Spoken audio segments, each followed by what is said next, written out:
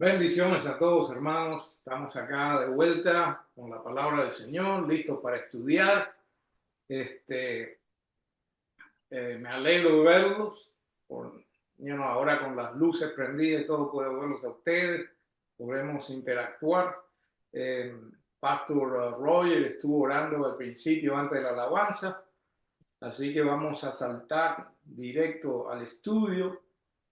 Que es en el libro de Hechos, capítulo 19, versículo 21 al 41. Y el título de la enseñanza de hoy es Pablo y sus compañeros se meten en problemas.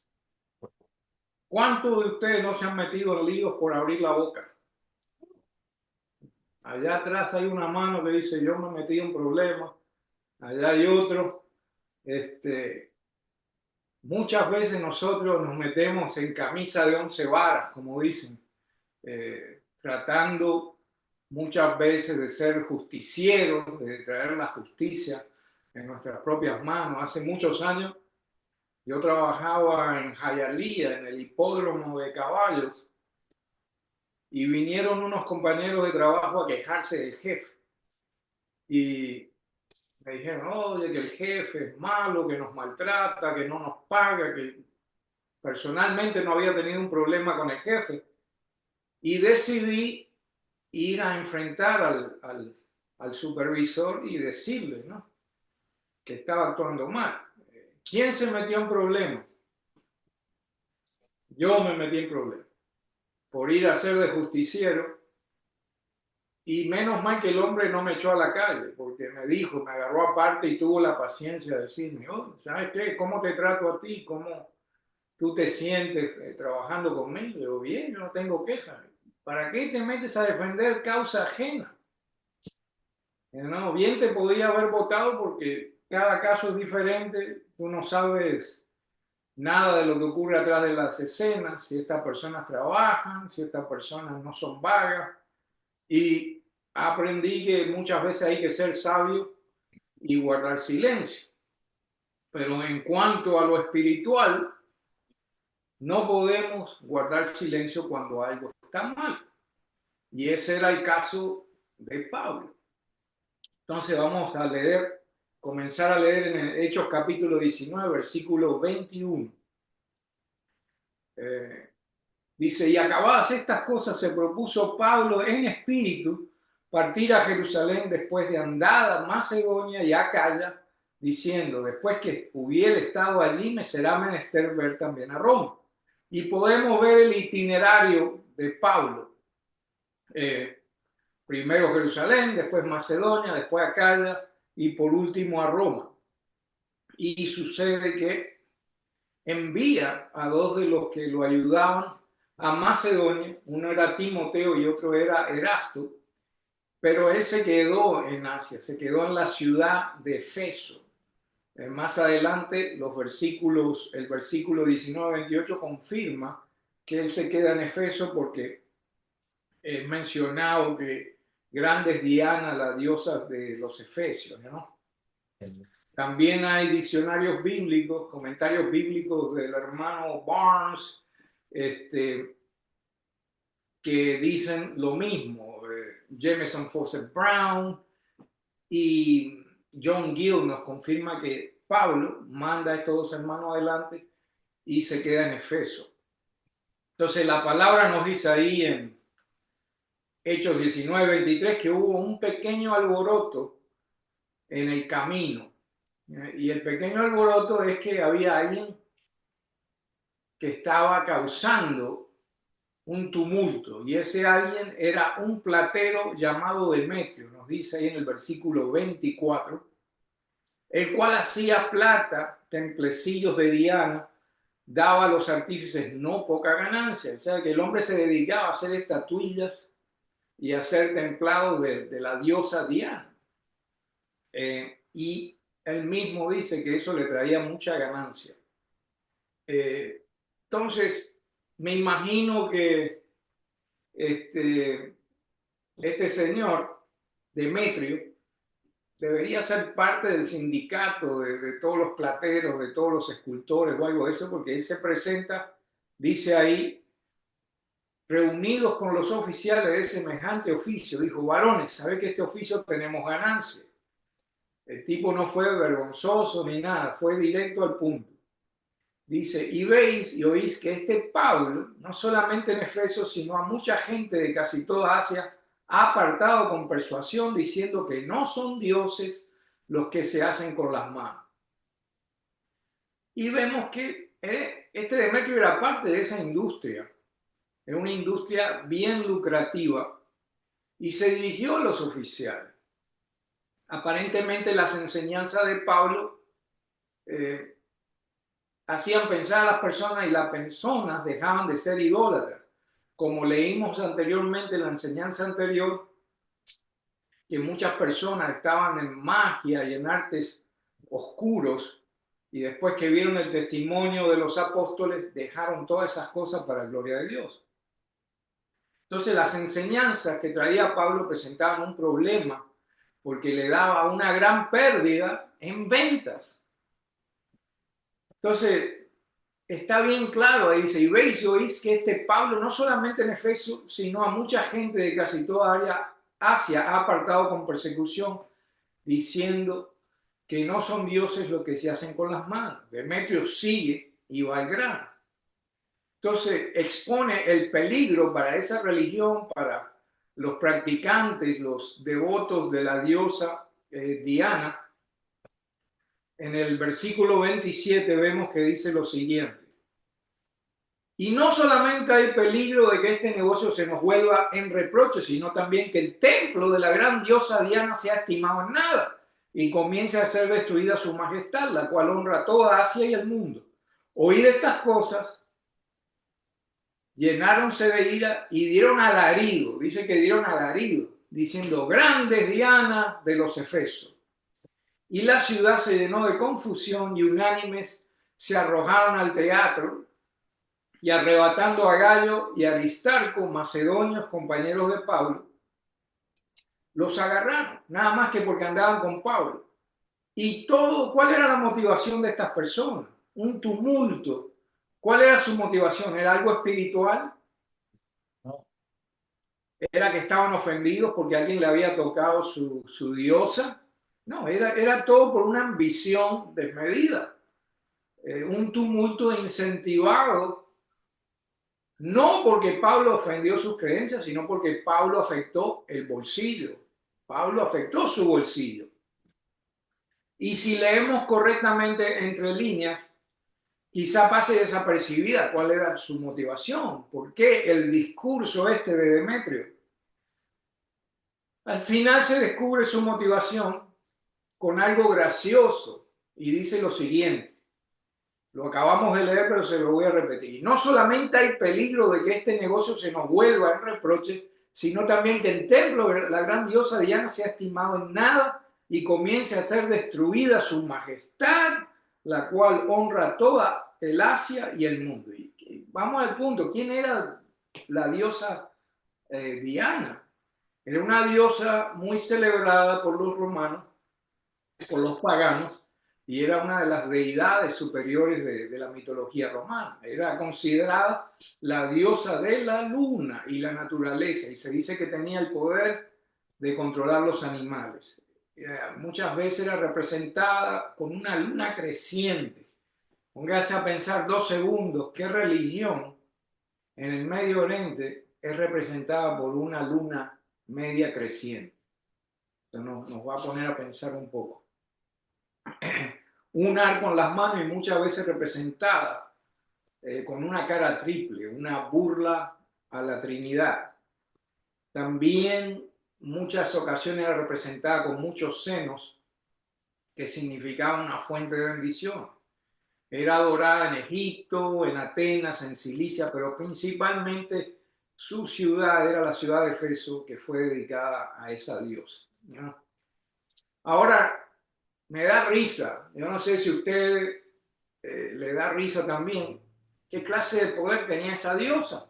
Por lo visto, las palabras de Pablo eran más poderosas que esa diosa, le podían arreglar el negocio a muchos de sus seguidores y a la misma vez destruir su majestad. Entonces, si nos ponemos a pensar, esa diosa no era muy poderosa, no tenía nada de qué jactarse. Y eso nos debe hacer pensar. Hay un solo Dios, que es Jehová, que es Yahweh.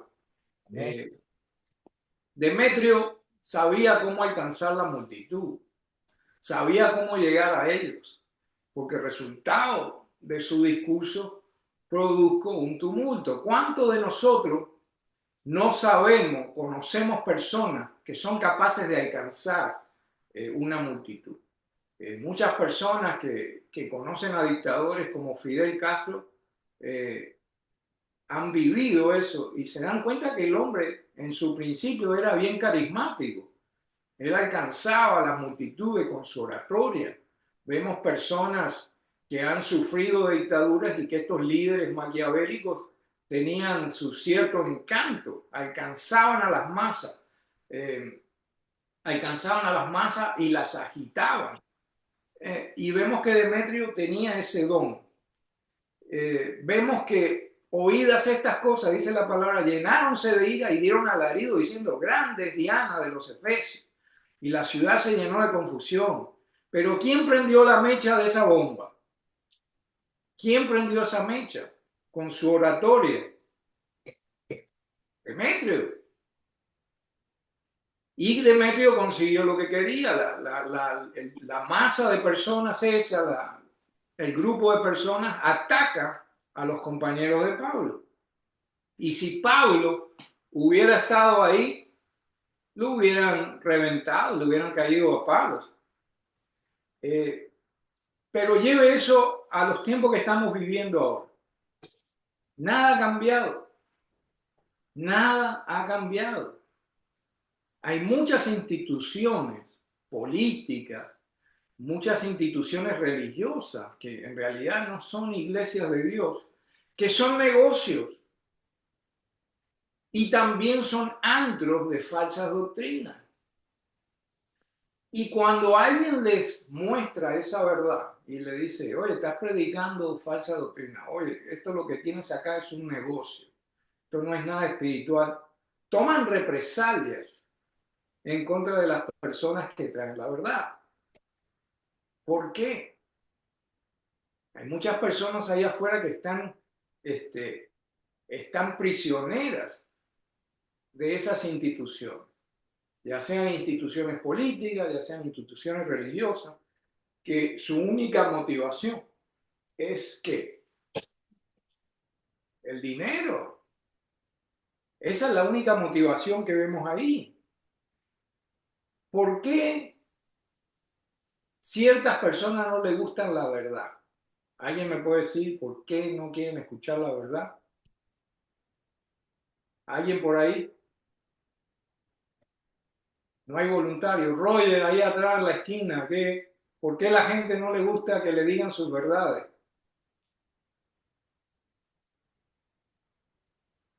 Está mudo, Roger. La verdad duele. ¿Eh? La Porque la verdad verdad duele. duele. Dice. No sentí nada. La verdad duele. Porque la verdad duele. Porque la verdad duele. ¿Qué más? ¿Por qué estas instituciones, estas falsas religiones, no les gusta que la verdad salga a la luz? Ahí alguien levantó la mano. ¿Qué dice? Porque se les termina el negocio. Es un negocio también, le arruina el negocio. Y al final, la escritura nos dice lo siguiente. Cuando sabes la verdad, ¿qué hace la verdad en tu vida? Te hace libre. Yo conocí a un amigo hace muchos años que decía, mátame con la verdad, pero prefiero morir de esa manera, teniendo los ojos abiertos con la verdad, que me mates a mentiras. You know? Entonces, ¿de dónde sale ese dicho? La verdad te hará libre. Está en Juan, el libro de Juan, capítulo 8, versículo 31. Vamos a leerlo ahí para que todo quede por la palabra de Dios, no por lo que decimos nosotros. Juan capítulo 8, versículo 31. Dice, entonces Jesús decía a los judíos que habían creído en él, si vosotros permanecéis en mi palabra, verdaderamente sois mis discípulos y conoceréis la verdad y la verdad os hará ¿qué? Os hará libres, os hará libres.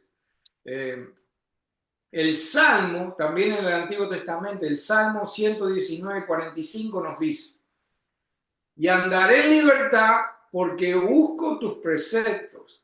Hablaré también de tu testimonio delante de reyes y no me avergonzaré. La verdad, hermano, hermana, nos hará libre.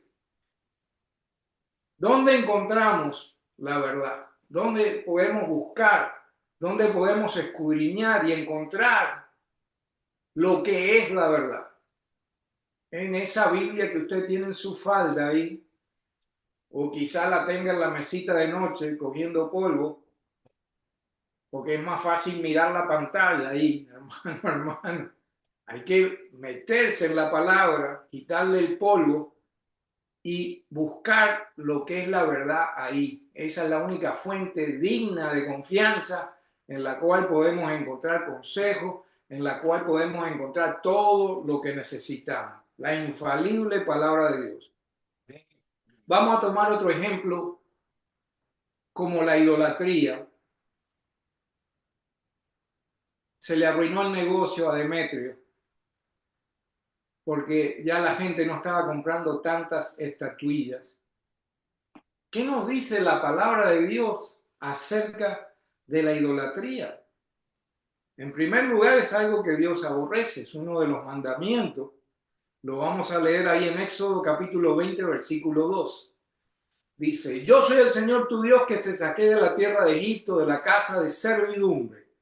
No te harás ídolo, ni semejante a alguno de lo que está arriba en el cielo, ni abajo en la tierra, ni en las aguas debajo de la tierra. No los adorarás ni los servirás, porque yo, el Señor tu Dios, soy Dios celoso, que castigo la iniquidad de los padres sobre los hijos, hasta la tercera y cuarta generación de los que me aborrecen. Atienda bien aquí, está hablando de los que aborrecen a Dios, no los que están en Dios. Y muestro misericordia a millares, a los que me aman y guardan mis mandamientos. O sea que vemos que Dios no le gustan las imágenes, ni de lo que está arriba, ni lo que está en el cielo, ni lo que está... Punto. Es Dios celoso. Yo me acuerdo que yo tenía un vecino que tenía una estatuilla en la casa y le prendía velas y hacía todo tipo de cosas. Y si nos ponemos a ver, hermano, la verdad es dura. Vamos a ver lo que dice Isaías 44:10. Esto es un poco largo, pero preste atención entre líneas de lo que dice la palabra. Y hasta yo creo que Dios tiene un sentido del humor. Usa al profeta para traer todas estas conclusiones que tienen sentido. ¿No? Isaías capítulo 44, versículo 10. Dice, ¿quién ha dado forma a un Dios o fundido un ídolo para no tener ganancia? Ya le está metiendo el dedo en la llaga. Dice, he aquí todos sus compañeros serán avergonzados, pues los artífices son solo hombres. Que se reúnan todos, que se levanten, que tiemblen, que sean aún avergonzados.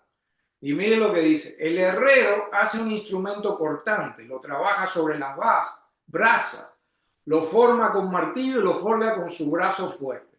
Después siente hambre, flaquean sus fuerzas, no bebe agua y desfallece. El carpintero extiende el cordel de medir, traza el diseño con tiza roja, lo labra, lo traza con el compás y le da forma de hombre y belleza humana para colocarlo en una casa. Corta cedros para sí, toma un ciprés o una encina, hace que sea fuerte entre los árboles del bosque, planta un pino y la lluvia lo hace crecer. ¿Qué más? Dice, luego sirve para que el hombre haga fuego y toma uno y se calienta y también hace fuego para cocer pan. Además, hermano, de este mismo leño Hace un dios y lo adora. Hace de él una imagen tallada y se postra delante de ella. La mitad del leño quema en el fuego, sobre esta mitad prepara un asado, come carne, se sacia, también se calienta y dice, me he calentado, he visto la llama. Y del resto hace un dios su ídolo, se postra delante de él, lo adora, le ruega diciéndole, líbrame pues mi Dios eres tú. Ellos no saben ni entienden porque él ha cerrado sus ojos para que no vean y su corazón para que no comprendan.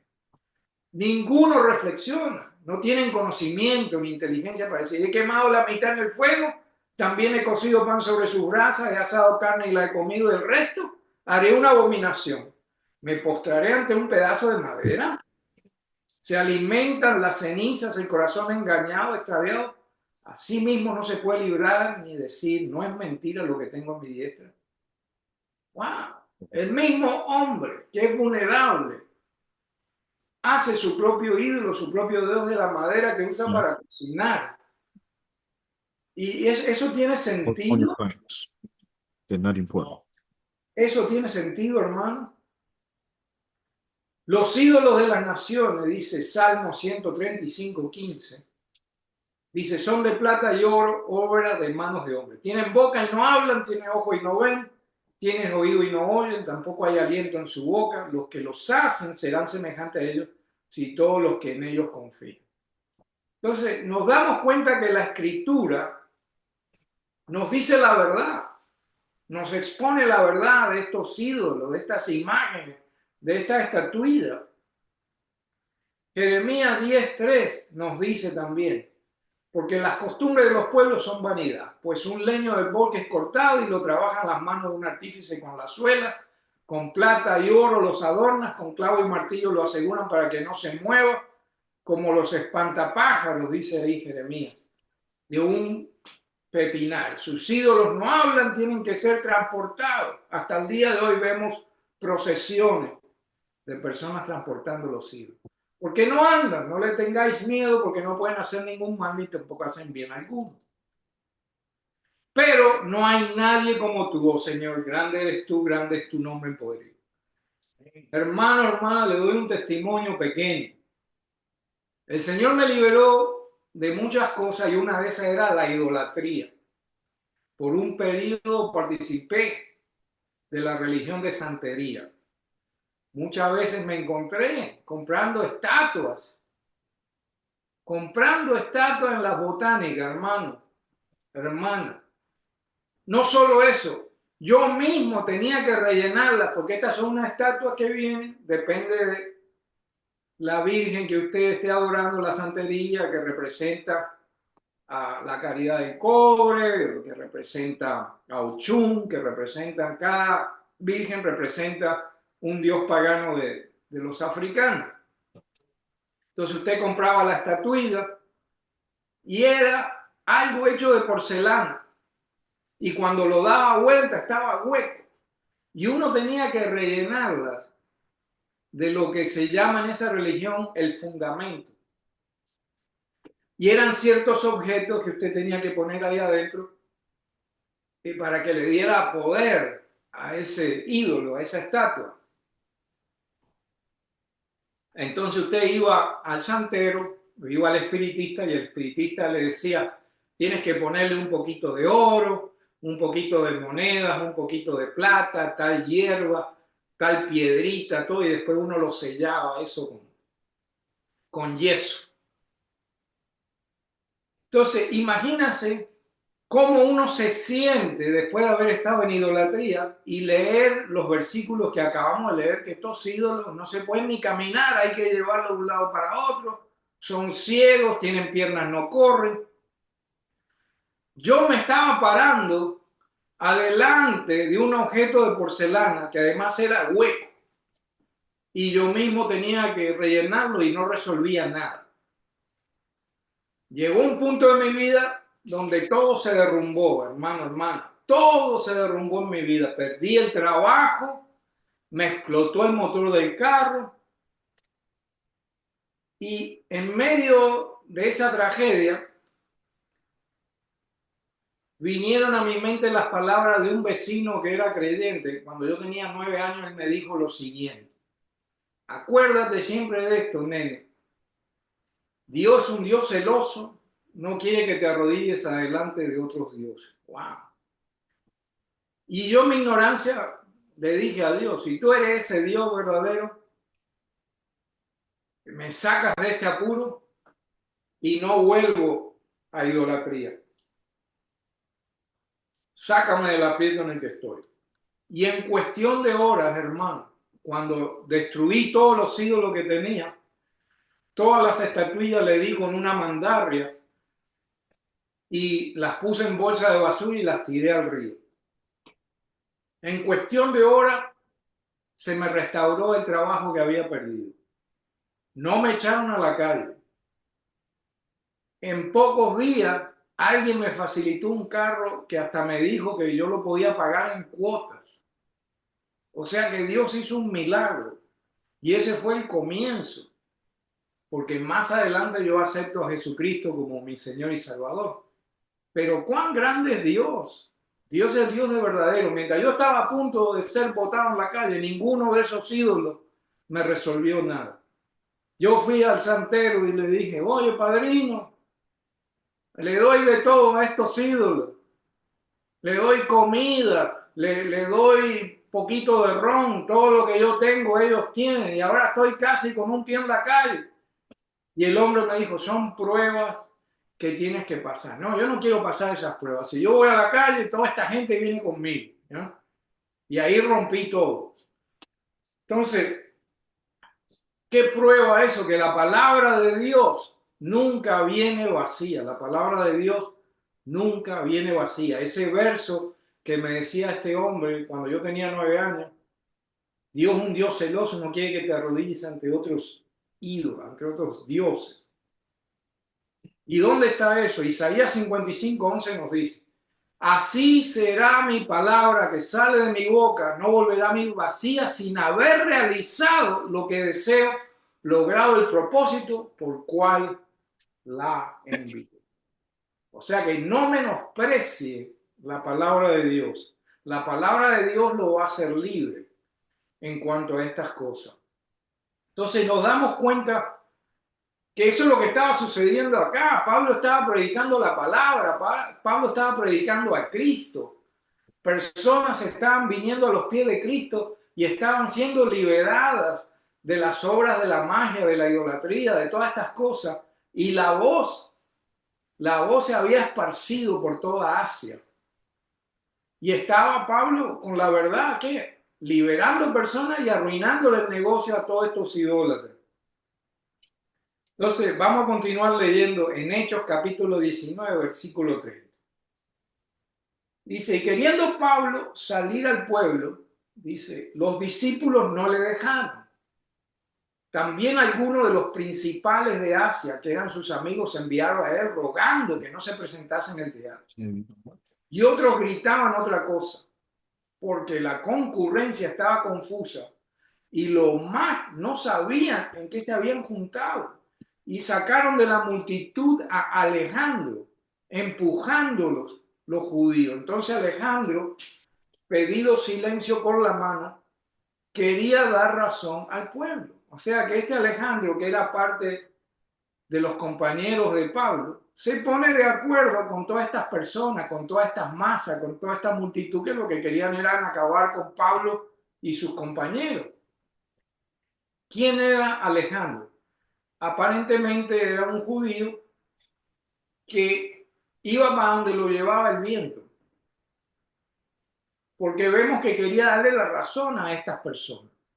Y segundo, también es mencionado más adelante en Primera de Timoteo capítulo 1, versículo 18. Mire lo que le dice Pablo a Timoteo más adelante de este Alejandro. Y así hay muchas personas dentro de las iglesias que juegan los dos bandos. ¿No? Cuando están en la calle son una cosa y cuando están dentro de la iglesia son otra cosa. Estos cristianos son todos unos fanáticos. Pero cuando están en la iglesia, están ahí cantando aleluya y gloria a Dios, ¿no? Entonces, Primera de Timoteo, capítulo 1, versículo 18. Mira lo que dice.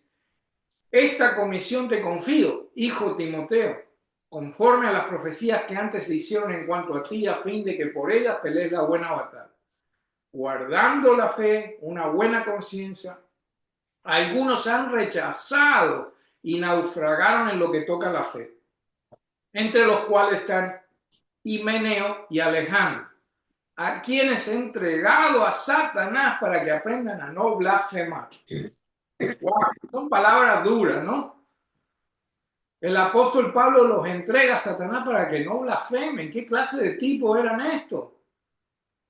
En segunda de Timoteo 4:14, a Pablo no se le olvida esto y le está dando advertencia. Ten cuidado con este tipo. Ten cuidado porque ha hecho cosas que dañan a la congregación. Dice ahí en segunda de Timoteo 4:14, Alejandro, el calderero, me hizo mucho daño, dice. El Señor le retribuirá conforme a sus hechos. Dice, tú también cuídate de él, pues se opone vigorosamente a nuestra enseñanza. En mi primera defensa nadie estuvo a mi lado, sino que todos me abandonaron, que no se les tenga en cuenta. Pero el Señor estuvo conmigo y me fortaleció a fin de que por mí se cumpliera cabalmente la proclamación del mensaje y todos los gentiles oyeran y fui librado de la boca del león. Pero imagínense que hay un mar de fondo ahí porque este Alejandro era un calderero, y es un oficio, es un artesano que fabricaba calderos y quizá distribuía esto en poblaciones como venta ambulante. Y si él tenía este oficio, capaz que como un trabajito en el lago hacía sus estatuillas, hacía sus cosas y tampoco le convenía lo que estaba hablando Pablo. Estamos especulando. Pero qué casualidad que él era un calderero. Qué casualidad que se puso del lado de esta multitud de personas que estaban en contra de Pablo porque le estaba arruinando el negocio. Vamos a seguir leyendo en Hechos 19:34. Dice la palabra ahí. Mas como conocieron que era judío, fue hecha una voz de todos que gritaron casi por 2 horas. Grande es Diana, Dios de los Efesios. Imagínense por 2 horas un grupo de personas gritando, grande Diana, grande Diana, grande Diana, por 2 horas. ¿Cómo esa multitud llegó a ese estado? Porque había gente atrás de las escenas como Demetrio, como Alejandro el calderero que estaban echando leña al fuego. Y así hay muchas personas hoy día. En el 35 nos dice, entonces el escribano, había un escribano ahí que empezó a apaciguar a la gente. Les dijo, varones efesios, ¿y quién hay de los hombres que no sepa que la ciudad de los efesios es honradora de la gran diosa Diana y de la imagen venida de Júpiter? Así que pues esto no puede ser contradicto, conviene que os apaciguéis, que se calmen, que nada hagáis temerariamente, pues habéis traído a estos hombres sin ser sacrílegos ni blasfemadores de vuestra diosa. Que si Demetrio y los oficiales que están con él tienen negocio con alguna audiencia, se hacen. Y procónsules hay, acúsenle uno a los otros. Y si demandáis alguna otra cosa, en legítima asamblea se puede decidir. Porque hay peligro de que seamos arguidos de sedición por hoy, no habiendo ninguna causa por la cual podamos dar razón en este concurso. Y habiendo dicho esto, despidió la concurrencia. Resumidas cuentas de este escribano apacigua y le dice, oye, hay maneras legales que si ustedes tienen un problema en contra de Pablo, vamos a la corte, se aclara todo, porque en realidad ellos no están haciendo nada. Acuérdense que anteriormente estudiamos que a Pablo lo invitan a un estadio donde se intercambiaban ideas y habían filósofos de la época, estoicos y todo tipo de personas. Y le dieron la oportunidad a Pablo de exponer a Cristo, de exponer lo que él creía. Entonces, los romanos habían aprendido mucho de los griegos. ¿Qué habían aprendido? Exponer ideas no era nada malo. Pero la sedición, hacer esos tumultos, agarrar a personas por la fuerza, todo eso es en contra de las leyes romanas. Entonces, este hombre apacigua y le dice que tengan cuidado que no los vayan a tildar de subversivo. ¿Qué aprendemos de todo esto, hermanos, hermanas? Cuando usted se planta, como dicen ahí en las 90 millas, yo planté. Cuando usted se planta con la verdad, va a causar ciertas actitudes en persona. Cuando usted predica la verdad, las obras de las tinieblas van a ser expuestas. Y eso no le gusta a todo el mundo. Usted no se ha dado cuenta que cuando va manejando por ciertos barrios y usted mira a complejos de apartamentos y ve unos apartamentos que tienen en las ventanas papel de aluminio. ¿Por qué usted se piensa que tienen papel de aluminio esos apartamentos? Alguien que el Señor lo haya sacado de la calle, alguien que el Señor lo haya sacado. ¿Por qué muchos apartamentos cubren las ventanas con aluminio? ¿Alguien me puede decir por ahí? Nadie tiene la menor idea de por qué hacen eso. Están haciendo droga. Están haciendo droga. No sé quién fue que lo dijo, pero lo dijo. El drogadicto no le gusta la luz. El que está en crack, el que está en droga, no les gusta la luz, les molesta los ojos y ponen aluminio.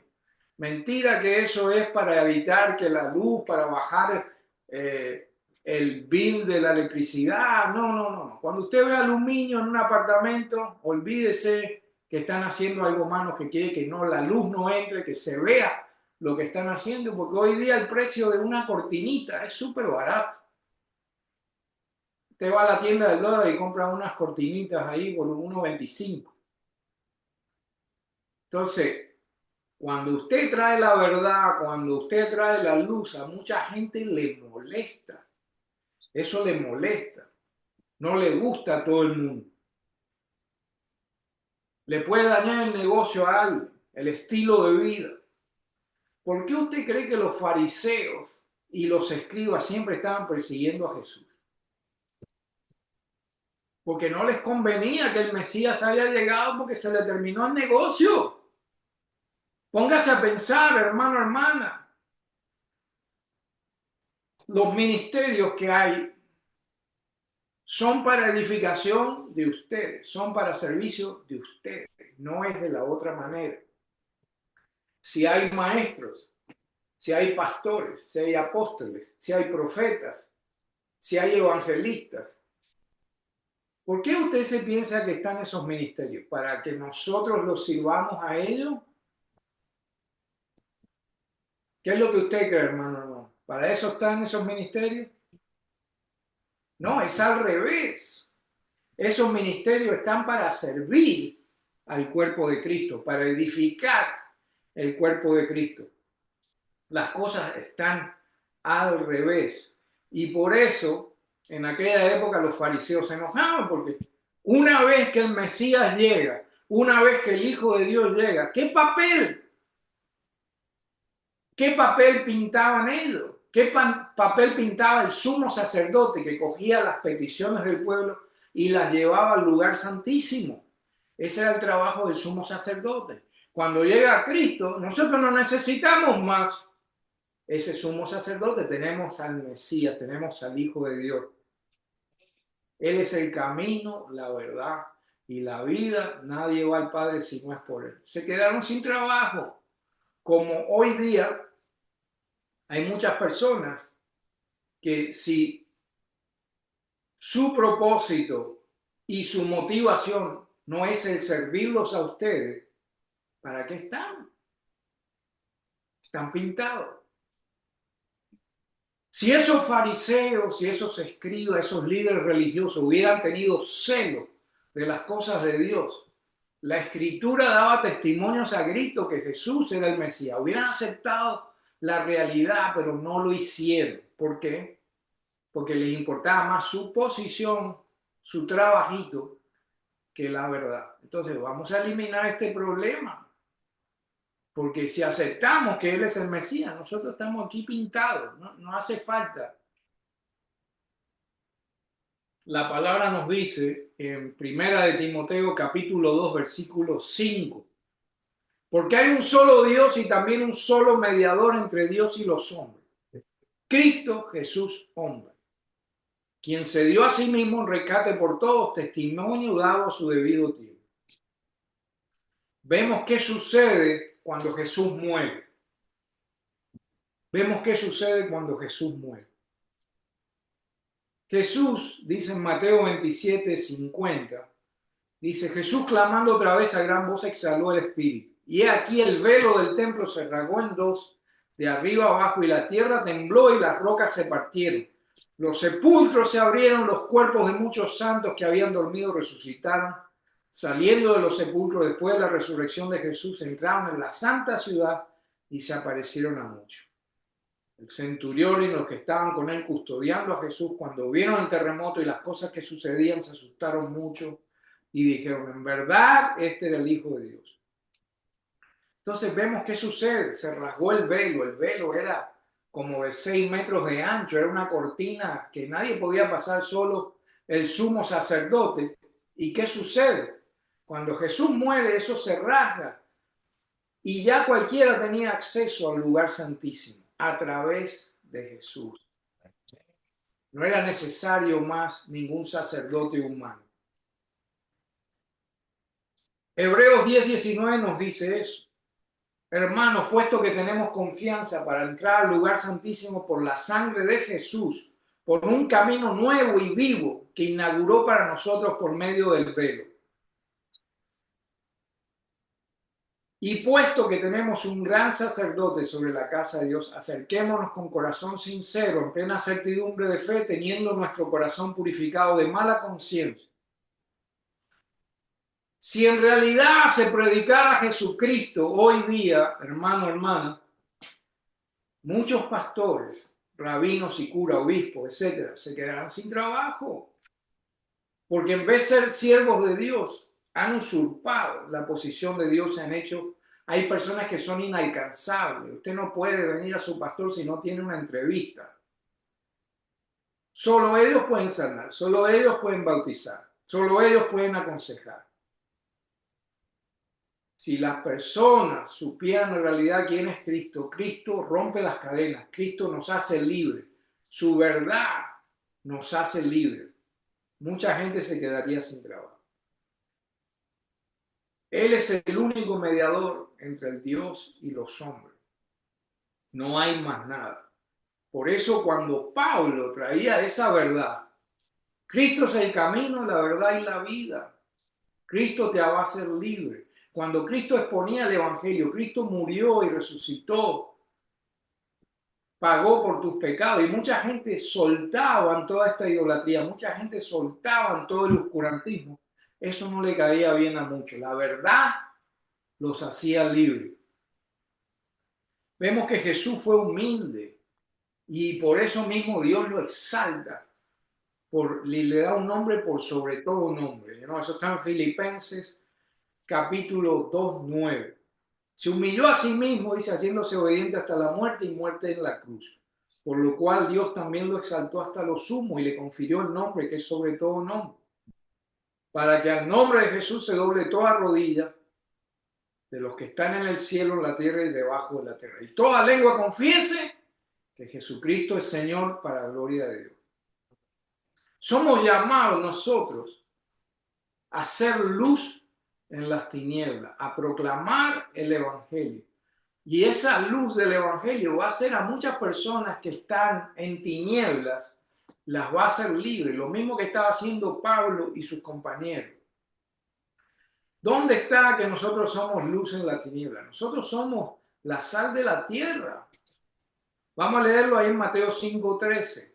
Ese es nuestro trabajo, hacer la diferencia. Aunque nos metamos en problemas, si es por Dios, si es por Cristo, si es por propagar el Evangelio, eso nos va a traer bendición. Muchas veces nos metemos en problemas por abrir la boca por cosas que no vienen al caso, por política, por cualquier otro tipo de cosa que no es importante. Abrimos la boca, nos metemos en problemas, pero sí vale la pena meternos en problemas y agitar a la gente con la verdad. Sí vale la pena agitar a la gente con Cristo, porque eso los va a llevar a libertad, los va a llevar a que las cadenas en su vida se rompan. Amén. Mateo 5:3. ¿Qué nos dice? ¿Quién está hablando ahí en Mateo 5:3? Vamos a empezar por eso. ¿Quién es el que habla en Mateo 5:3? ¿Alguien puede decirme?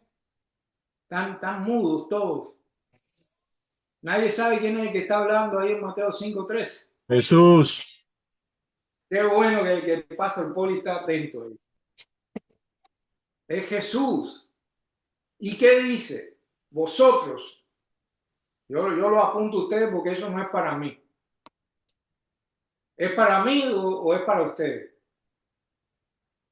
Es para todos, hermano. Dice, vosotros sois la sal de la tierra. Pero si la sal se ha vuelto insípida, ¿con qué se hará salada otra vez? Y para nada sirve, sino para ser echada afuera y pisoteada por los hombres. Amén. ¿Qué dice ahora? Vosotros sois la luz del mundo. Una ciudad situada sobre un monte no se puede ocultar. Ni se enciende una lámpara y se pone debajo de un almud, sino sobre el candelero y alumbra a todos los que están en la casa. Así brille vuestra luz delante de los hombres, para que vean, buenas acciones y glorifiquen a vuestro Padre que está en los cielos. ¿Y cuál es nuestra luz? ¿Cuál es la verdad que tenemos adentro de nosotros? ¿Alguien me puede decir cuál es esa verdad que tenemos? Esa verdad que cuando la hablamos lo que hace es disipar las tinieblas.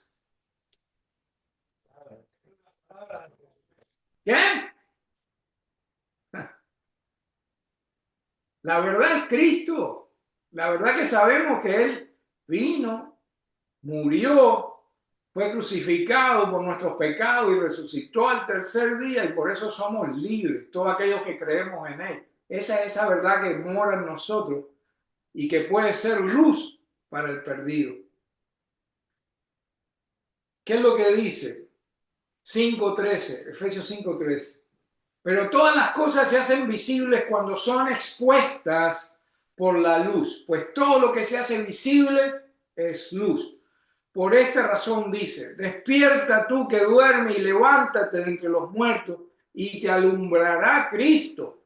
No participes en las obras estériles de las tinieblas, sino más bien desenmascararlas. Aquí está hablando Pablo a los Efesios y le está diciendo, tenemos que desenmascarar las obras de la oscuridad. Y el versículo dice, porque es vergonzoso aún hablar de las cosas que ellos hacen en secreto.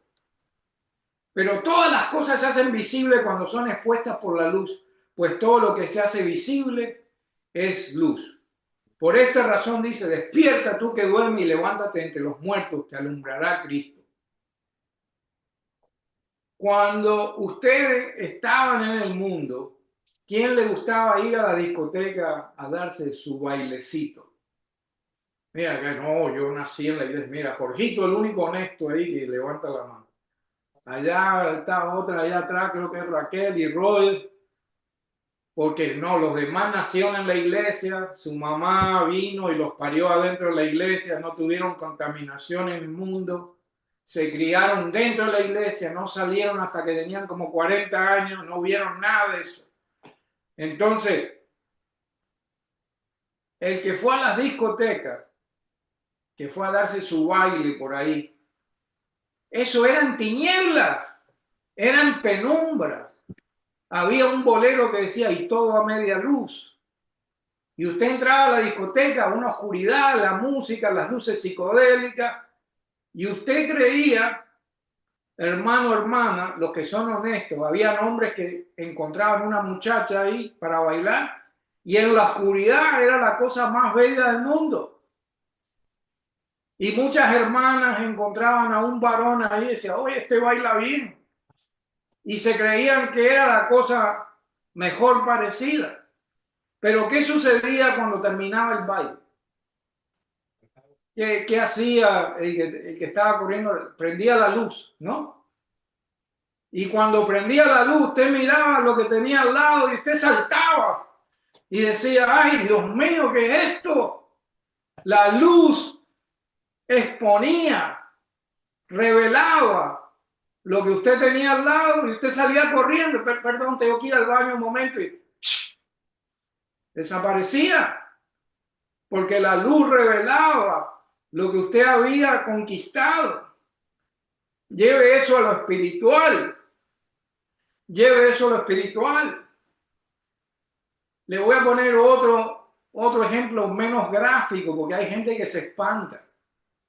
Usted va a una cueva y va con una linternita y se mete a la cueva a explorar y usted ve lo que usted tiene enfrente suyo, nada más. Mira para el piso, ve las rocas, ve un poco de agua, esto y lo otro. Ahora, si usted trae una luz potente, una linterna bien potente, y usted alumbra todo lo que hay alrededor, usted ve una pila de insectos, ve murciélagos, ve serpientes, ve cucarachas, ve de todo ahí cuando dice, ay, yo ando metido en esto porque la luz revela muchos detalles. Entonces, nosotros debemos ser esa luz. Debemos ser esa luz. Y debemos desenmascarar las obras estériles de las tinieblas. ¿Nos va a traer consecuencias? Sí, nos va a traer consecuencias. Pero por eso es que hay tanto descarado por ahí, hermano, hermana. Hay gente predicando la prosperidad. Si tú le das a Dios $10, Él te va a dar 100 para atrás. Hay gente predicando cosas que, tú puedes pecar, tú puedes hacer lo que peca es la carne, no peca el espíritu. El que es salvo siempre es salvo. Tenemos personas que te hacen pasar todos los domingos al frente. Hoy tienes una maldición generacional. Lo puedo ver en tu vida, algo oscuro. Es una maldición. Pasa para que oremos por ti. Deja tu ofrenda ahí en la entrada. ¿No? Tienen a las congregaciones de esclavos. Pero si sabemos la verdad, si sabemos nuestras escrituras, si sabemos lo que dice la Biblia, nos hará libre y tenemos que exponer a esta persona y decir, oye, tú lo que eres es un farsante. Tú lo que eres es un farsante. Pero ¿qué hacemos? Nos quedamos callados. No llamamos a las cosas por su nombre. ¿Por qué? Por miedo. No me quiero buscar un lío. Si vemos la vida de Pablo, Pablo se buscaba lío donde fuera. Pedro también se buscaba lío donde fuera, por exponer las obras de las tinieblas. No es fácil, no es fácil. Gracias a Dios tengo un trabajo acá que la compañía, el dueño es cristiano y la compañía se llama 316. Y una de las ventajas, no tenemos muchos beneficios, pero una de las ventajas es que el dueño nos deja, si tenemos que salir temprano, si tenemos que ir a la iglesia, si tenemos que hacer cosas, él es bien flexible. Inclusive hasta los clientes, él no nos evita que le prediquemos la verdad. Si hay un cliente que viene y empezamos a hablar del Señor, le podemos predicar el Evangelio. Entonces, hay otros trabajos que no te permiten eso, que lo llaman religious harassment, acoso religioso. Y muchas compañías te dicen, no hable de religión, ni a la hora del lunch, no hable de religión. Cuando estás trabajando, no hables de religión porque es en contra de la ley. Pero, ¿por qué nosotros no lo hacemos? A veces el Espíritu Santo viene y nos dice, di esto. No quiero. Porque tenemos miedo a meternos en lío. Como dicen ahí los hermanos de las 90 millas, no quiero esa candela. No me quiero meter en esa candela. Pero le digo, no tenga miedo, hermano, hermana, no tenga miedo de los tumultos, como le pasó a Pablo y a sus amigos, a sus compañeros del Evangelio que se metieron en problemas por la verdad. ¿Por qué? Porque nuestro Señor es fiel. Nuestro Señor es fiel. Él no es como nosotros. Muchas veces nosotros no somos tan fieles. Y déjeme decirle que hay promesa para aquellos que son fieles. Hay promesa. La palabra de Dios nos dice que bienaventurados son aquellos que son perseguidos por causa de la justicia. Bienaventurados cuando ustedes los vituperen por causa del nombre de Jesús. Bienaventurado va a ser. Hay muchas promesas para nosotros y con esto vamos a cerrar y vamos a leer estos versículos. Primera de Juan, capítulo 4, versículo 4. La palabra de Dios nos dice: hijos míos, vosotros sois de Dios y los habéis vencido, porque mayor es el que está en vosotros que el que está en el mundo. Ellos son del mundo, por eso hablaban de parte del mundo y el mundo los oye. Nosotros somos de Dios. El que conoce a Dios nos oye. El que no es de Dios no nos oye. En esto conocemos el espíritu de la verdad y el espíritu de error. ¿Qué otra promesa tiene por ahí? Porque eso me parece poquito, porque no me quiero meter en lío, quiero que el Señor me proteja. Juan capítulo 10, 27. Mis ovejas oyen mi voz y yo las conozco y me siguen. Y les doy vida eterna. Jamás perecerán. Y nadie, Jesús te tiene en su mano, hermano. Jesús te tiene en su mano. ¿Cuántas veces usted ha jugado con los nietos, con los hijos, y usted se pone un caramelo acá y cierra la mano y dice: si tú abres mi puño, yo te doy el caramelo? Y viene el niño y trata de abrir el puño y no puede. Así mismo nos tiene Jesús en su mano. Dice: nadie arrebatará mis ovejas de mi mano. ¿Por qué? Pues dice: porque mi Padre que me las dio es mayor que todos y nadie las puede arrebatar de la mano del Padre. Así que, hermano, hermana, les digo, echen para adelante. No tengan miedo de pararse firme, de plantar en cuanto a la verdad, en cuanto a la buena, en cuanto a la luz. Llamemos las cosas por su nombre, aunque nos metamos en problemas, porque mejor estar del lado de Dios, mejor complacer a Dios que complacer a ningún hombre. Amén. Con eso vamos a cerrar, vamos a orar un momentito. Así que cierren sus ojos, no miren al que está al lado suyo, mediten en el Señor. Padre, en el nombre de Jesús venimos ante ti, Señor, en un solo corazón, un solo espíritu, una sola mente, Señor, diciéndote que gracias, gracias, gracias, Señor, por todo lo que haces por nosotros, por tus bendiciones que podemos ver día a día, por tu mano en nuestras vidas, en cada circunstancia, ya sea grande o pequeña, podemos ver tu mano, Señor. Y te damos gracias porque nos quedamos cortos, Señor. Muchas veces somos todo eso dentro de la iglesia, Señor. Muchas veces en el minuto que salimos para el parqueo ya somos otra persona y nos da hasta vergüenza hablar de ti. Nos da hasta vergüenza llamarle la atención a alguien.